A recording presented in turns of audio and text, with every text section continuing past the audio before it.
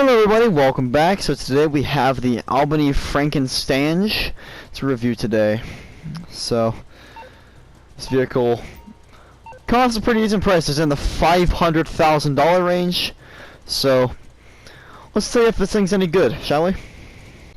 Alright, so this thing has 15 customization categories. So we have the armor, brakes, normal stuff, engine. Now the hoods, we have the stock hood, which doesn't look half bad. We have the triple intake bug catcher, and what I have here, which is a single intake bug catcher, and also the belt actually moves on the bug catcher, which is really cool looking.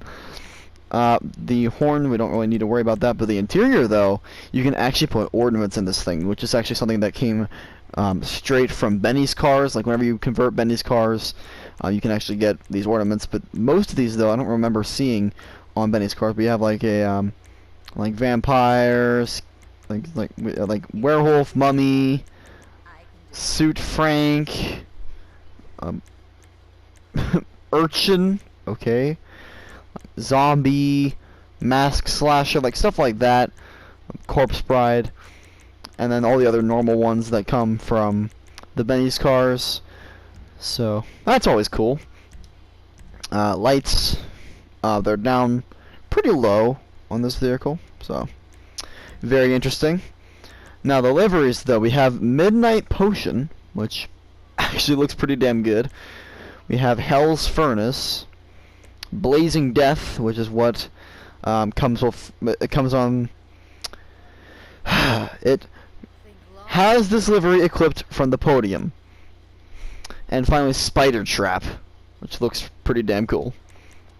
Respray, primary color, will cover that. So I'm not gonna change any coloring. Maybe I'll change it to yellow. But secondary color will change, kind of like the wheel arches. So as for, does it change anything in the interior? It does not, except for like the sun strip up there. You can kind of see that it's changing color on the sun strip as well. So like the inside of the sun strip there, kind of hard to notice. Crew emblem will take up that much of the door. Suspension goes down to a competition. It only goes up to a racing transmission, and that's pretty much it for this thing. Alright, so now we are at the airport with this thing, and I'm going to run about 3 separate tests. So the first test, we're going to just do straight up, just down the runway, and then the second test, we're going to do with a double clutch. So first, without the double clutch.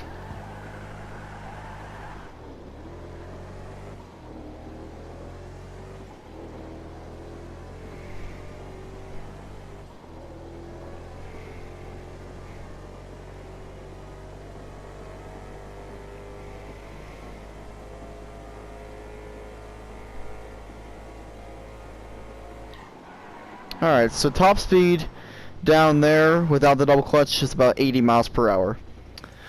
Okay, so now with the double clutch.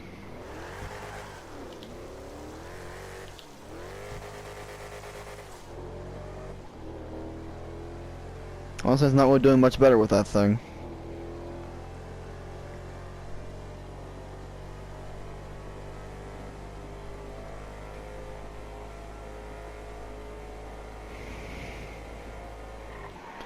Okay, so it pretty much topped out at the exact same speed. Okay, let's try the final test. In that final test, we'll be, well, taking it down the length of 2 airport runways. The same thing I did with the same thing I did with the SADRR. So let's see what this thing can do. I'll double clutch it here. Let's see what this thing can do.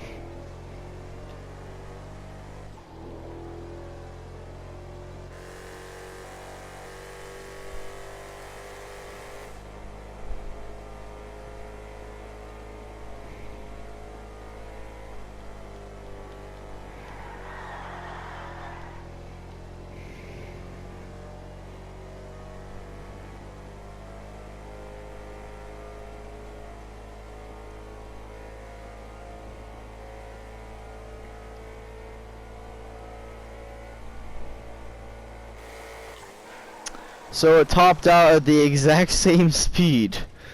So its top speed down here is like about 78 miles per hour. Alright then, next test.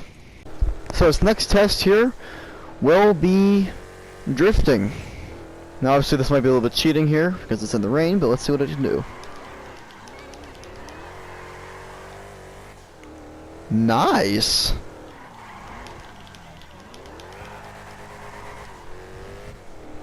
Okay. Let's do 2 more turns, or corners, and we'll see what we can do.